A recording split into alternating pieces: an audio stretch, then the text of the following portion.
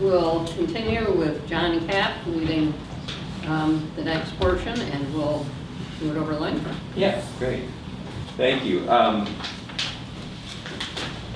Sandy, you'll have to help me a little bit with timing and Yes. suggestions on how that goes. But first, just to say that every presentation of the morning really was a presentation that deserved a discussion, and a discussion that would have lasted 4 days, I think. And for me, that's the exciting thing about being here, is to hear once a year, in a very short and condensed way, all of the interesting things that's going on in Virginia and in India and beyond. And I was asked today to, in a way, conclude the meeting this year with a chance to talk about some of these things, whether they're on agenda or off agenda or well off the agenda. All of you come with some pretty interesting ideas, and we thought it would be interesting today to wrap up the meeting with a discussion that doesn't necessarily have to have a presentation behind it, but maybe takes us in new and exciting ways. So that's the premise of the last session of the day. Really is just to talk to each other, and talk to each other about things that you have on your minds, or that you might not realize you want to talk about, but it may spark some new ideas. So the idea for this session, and I promise you it will only happen over lunch, we won't keep you away from lunch much longer, is to form ourselves into small groups where we can talk about things that you're interested in. And I have a couple of suggestions, but I would be much more happy to hear your ideas of what we could talk about. I think Bart started us with a very important topic this morning, which is 50 years. CSF 50, the past, and 50 years into the future. What will that look like? How can we commemorate the moment, and how can we take it forward? So that could be something to talk about. Any of the topics on the agenda, I think, certainly merit discussion. But I would suggest only the parameters are, we come up with some ideas that we'd like to talk about, we form ourselves into small groups, we take our lunch, we talk about it over lunch, and then we come back and just share some big picture ideas and things that we agreed upon in those discussions. So that's the general idea. I'm going to stop talking now and turn it over to you for suggestions on things you'd like to talk about at lunch. I would propose some ideas. We'll take a nice long list, and then you can assign yourself to topics of interest over lunch. Does that sound okay with everyone? General agreement? Great. So, open for ideas. What would you like to talk about at lunch? Education. Education? In what? Anything specific about that? What's wrong with it? What's wrong with education? That's a longer than big lunch. topic. How about what's right with it? That's a much narrower. Okay. Yeah, that's true. Other ideas? These are groups that you could join, of course, but you might not want to. Maybe you just want to propose the idea and go off into another discussion. Sorry? Economic development.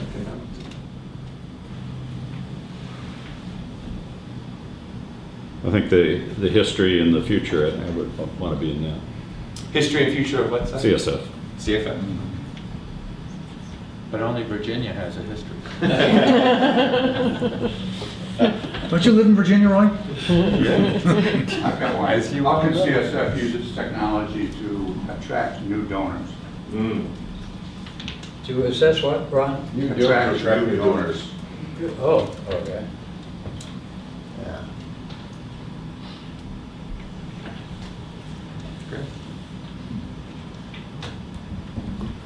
Well, I want to talk about the Millennium Development Goals. And I'm really I'm not even an outlier in this group. I'm over the boundary because I'm a qualitative social scientist. And I deal with concepts and structures. And one of the things that's happened with the Millennium Development Goals is that when they've talked about gender, you look at the goals and they're about girls and women, maternal health and so forth. And they don't talk about men. And gender is actually a concept which includes women and men simultaneously. And I think one of the things that has to happen in the next 50 years is that men have to be open to change, because a great deal of what's happening in the world leaves men's concepts of their roles quite static and expects women to change, or women to become more like men. And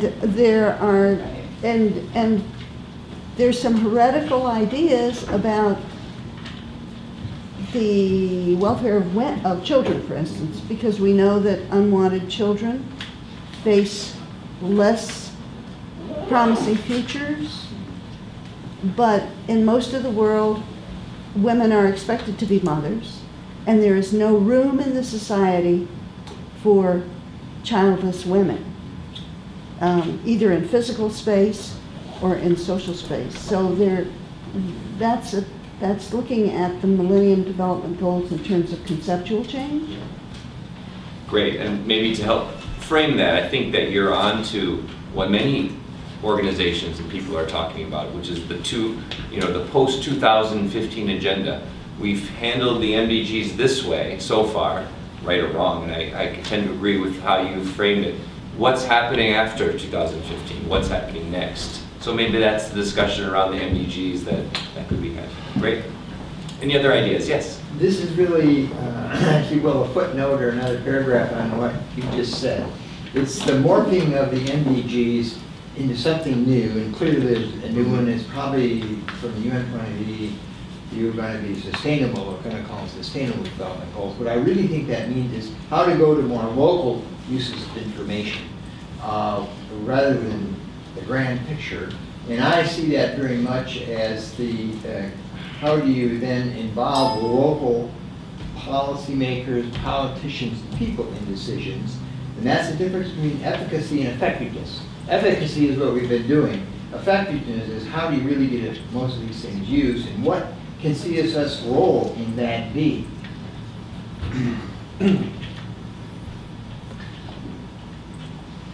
Bart, do you see that as different from the discussion on MDGs? Well, or it's part of that slightly discussion? different. No, it can be part of that, because I think it's what's the future. MDGs are the past. Okay. Yes. I had a comment also about what Anne was just saying. The UN and its development as an organization has, I think, made a grave error in this area, because they've created a new organization called UN Women. Right. And many UN officials were extremely upset about that decision. There was, before this, UNIFEM, which was looking at feminine issues. But the move to UN Women already started to look like men were doing something for women, or that it's not sensitive to exactly what you were saying.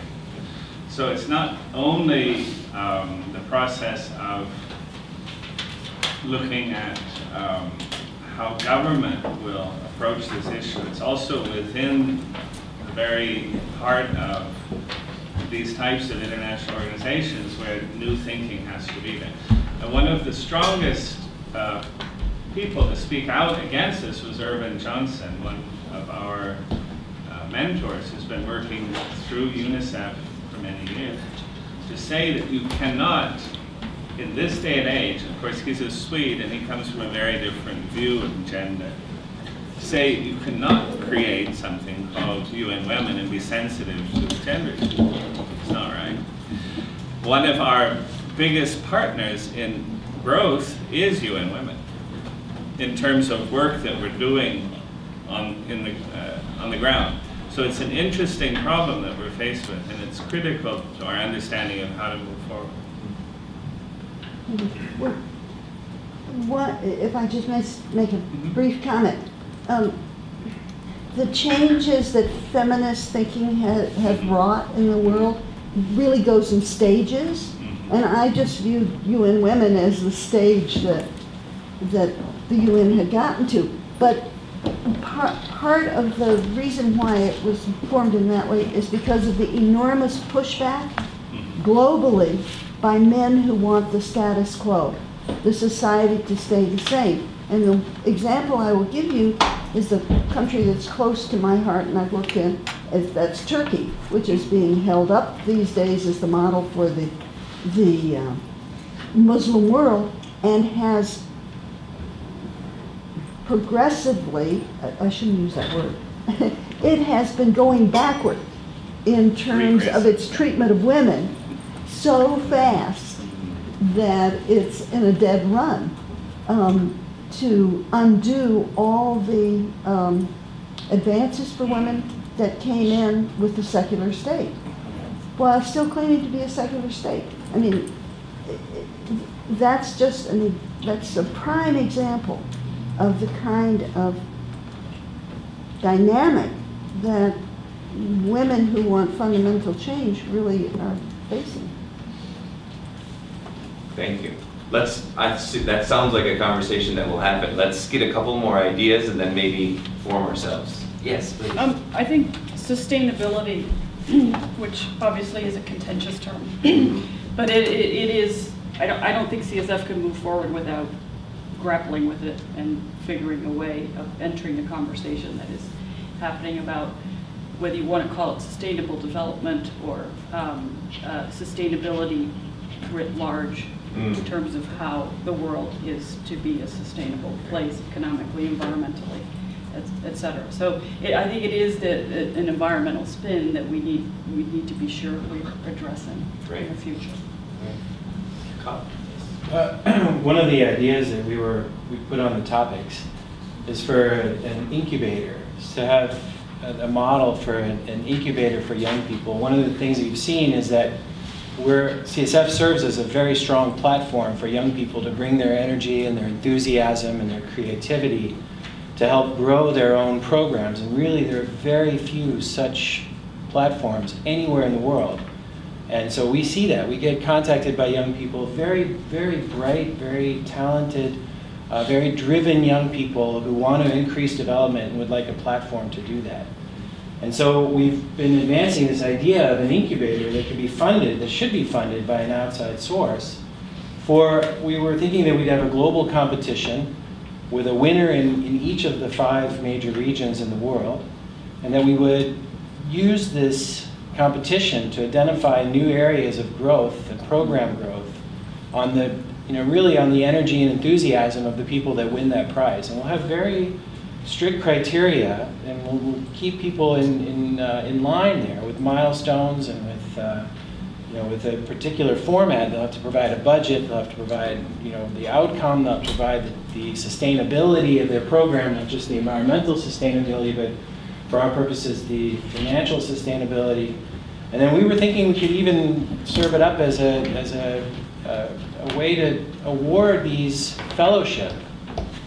Every year at this event, we could have a winner from each of the 5 regions, a CSF fellow or a CSF incubator idea, and get funding for that project for a year. And then, if we get 1 or 2 that become like an education project, or that become like our aid effectiveness project, or that become like a DevInfo, then we've really done something wonderful, I think.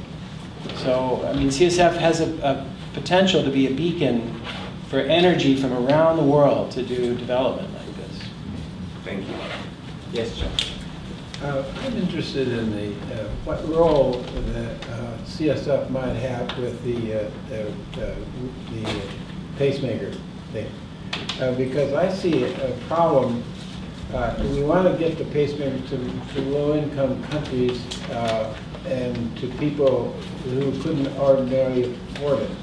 But I fear that if the pacemakers go to a third world country, that they'll be hijacked by rich people in those countries. And we have to figure out some way that we can trace the pacemaker after it's been implanted in a low-income person, and how are we going to do that? I mean, that seems to me to be a difficult problem to keep. If the pacemakers start flowing to third world countries, we don't want it to go to the richest people in those countries. And how do can CSF help data management. Yeah, yeah. Thank you. Correct me if I'm wrong, when I heard the presentation and then from Chuck, is there a similarity between these two projects? They're very different, obviously. One's a pacemaker, one's a computer, one's refurbished, but they're about connecting people in need in a way. One with life-saving equipment, one with information technology that will certainly be very important. That's why they were paired that way. Is that a discussion that we might want to have around a somewhat common concept? Okay, we maybe put those together in a discussion. Okay.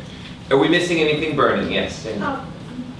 One thing I'd like to say, going on Ann's saying, okay, we've got the women, but not the men. And we have the education for the young, but we're missing the wisdom that's available in the older.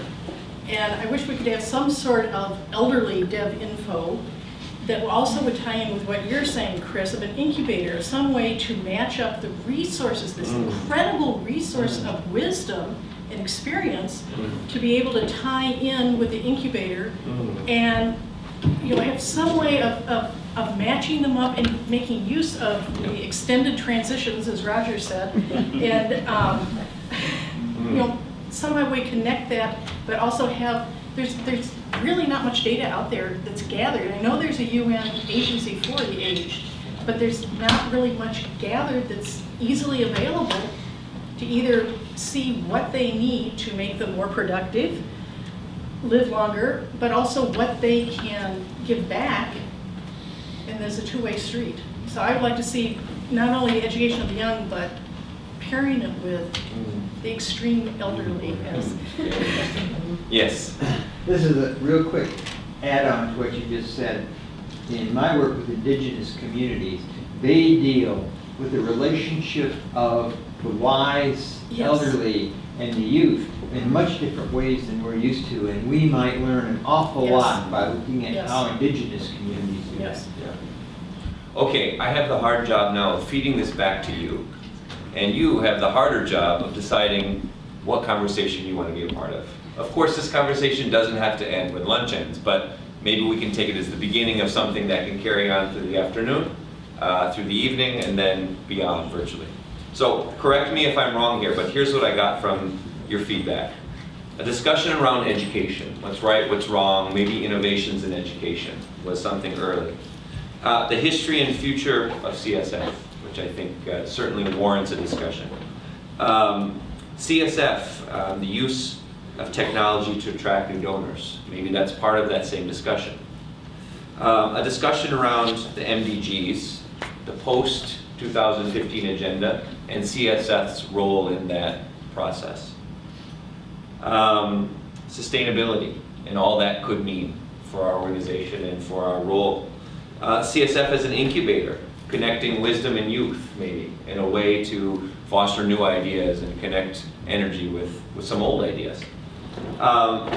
From Jon, and the discussion around pacemakers, maybe connecting resources or connecting donations with those who need, whatever that may be, whether it's pacemakers or computer technology or something in between.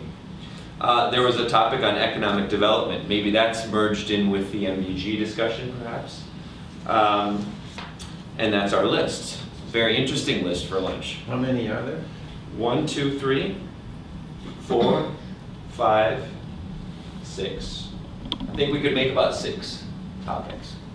I think that's too many. You could put economic development and sustainability. That could be together. Okay. All right. Well, the question is it too many? I think that's a very important next question. Of that list,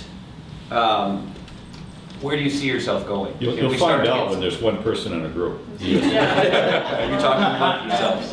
Anything stand out amongst those lists that you'd like to keep on the table?